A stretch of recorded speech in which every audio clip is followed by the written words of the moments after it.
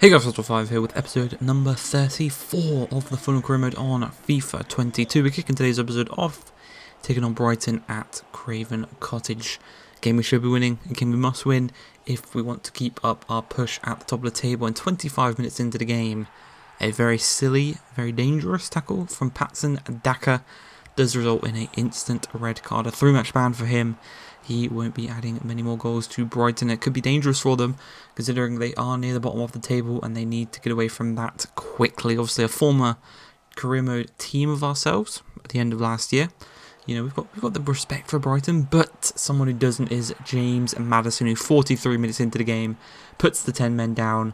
They were resilient for a while, but the player of the season so far, James Maddison, does break the deadlock and he does make it 1-0 to ourselves. And now we just got to push on from here. But 4 minutes after half-time break, lovely bit of skill there from Kramer, gets past one man. Also going to play a lovely ball into Rodrigo, who strikes at the near post. And it doesn't quite hit the target. If that was on target, I think it probably would have bulged the back of the net. Thankfully, though, it was off target. It was on Rodrigo's weaker right foot. And we did fight to see another day.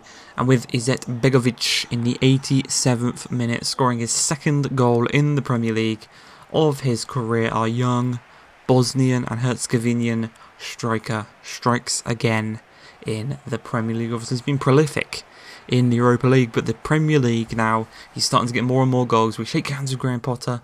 You know, the two next big things in English management, Graham Potter and myself, shaking hands there. But we do win 2-0. We go home with all 3 points, and we rest up ready for the Europa League. You can see some of the names there starting in today's game. Obviously, the rotational team is out there once again. I think we're pretty much already through to the next round. This is match day number 4 in the Europa League group stages. We're pretty much already through. We've won every single game so far. We're on 9 points out of a possible 9. If we can get this 12-point, it's guaranteed top of the chart, top of the table. And with us scoring the first goal there through Emmanuel Dennis, who's kind of switched roles with Izet Begovic as being the starter in the Premier League. He's now the starter in the Europa League. And until they kind of run out of form and switch again, then they'll be back in the Premier League starting lineup.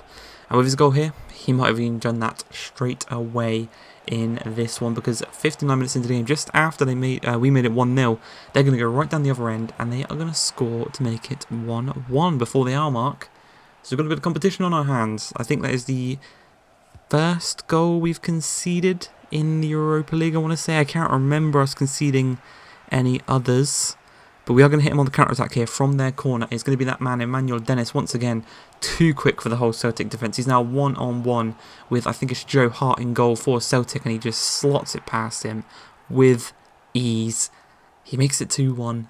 Back on front, he's got the brace, and he has the chance now to go and get a hat-trick in the Europa League, replicating what Izet Begovic did on the match day against Helsinki. Obviously doing it against harder opposition. This time we're going to counter-attack him again. This time, though, from a free kick in the corner. Easily caught by Rodak. Played inside. Nathaniel Chalobah knocks it through to Dennis. The angle's been closed down a bit too much. So relays it across to Williams, who puts the ball into the back of the net for, I think, his second goal in the Europa League this season. He's a European goal scorer. He's just got to try and progress that in through the Premier League. Obviously a bit difficult considering the form of James Maddison. But obviously, should he get the opportunities in the FA Cup now, or the Carabao, we've been knocked out of the Carabao Cup. In the FA Cup, hopefully he can produce some stuff there. As we win that game, we're pretty much through to the next round now. And you can see the Premier League table here. 10 games played, 9 wins, 1 draw, 28 points for ourselves, a 4-point gap over Liverpool. And we have the game in hand, which is going to be against Wolves here today. We go to the Molineux, win here today. And we've got a real shot at winning the league. I know it's very early on. It's only 11 games in. But the chance is there to build a gap against Liverpool. Man City aren't having the best of seasons. And neither are some of the other big six. But we have to build that gap. And we have to do it quickly. Because we know how good Liverpool are. Once they get on a run, they do not stop.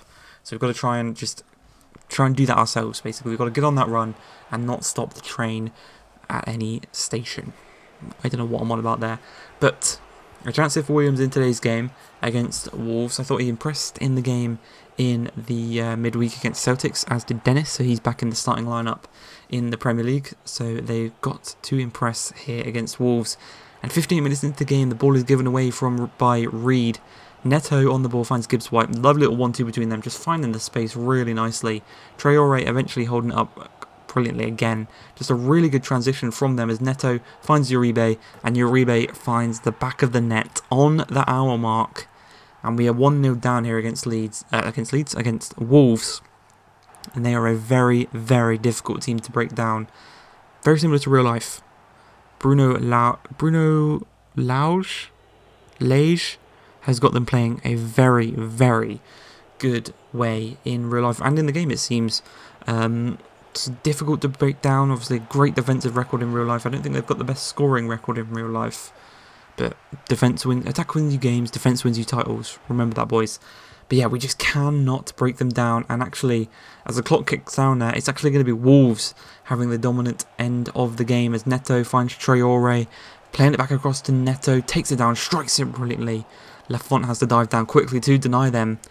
And the game's going to end with Wolves' dominance in the final few minutes. We couldn't get a sniff. And we lose our first game of the season. So Arsenal's record is safe once again for the season. And I thought, you can't end the episode on a loss. So we are going to go and try and get a victory in this next game. We return to Craven Cottage and we're taking on Manchester United. Not having the best of seasons this season, sitting in 10th place in the league. Whilst we're sitting first, nice and pretty at the top of the table. And just going to try and restart that run. Like I said, we've got to be a train, not stopping at any station. That's what we're going to say moving forward. It doesn't really make the most sense, but we're going to take it. That is our motto. And we will, I'll slap it up in the changing room on a bit of paper. But the first chance comes through as Meili saved by David De Gea. It's going to be a difficult one to break down this game. But their defence is not the strongest. I will say that as a lovely, simple ball over the top, finds Riley Webber, charges down on goal, sneaks in at the near post, and that is one thing David De Gea is not the best at, and he hasn't ever really been the best at defending his near post. He gets beat there way too easy some points throughout his career, and it seems like he hasn't changed here on this game as Maddison on the ball, loads of space. The CDM's not picking up and he strikes it, but well over the crossbar, giving him, encouragement. Keep doing stuff like that. If they're going to give you the space, keep having shots. As we find Robertson down this left-hand side again, in so much space, he finds Maddison, one touch onto his stronger right foot, curls it into the back of the net, past David De Gea, 2-0, doubles the lead, bish bash bosh.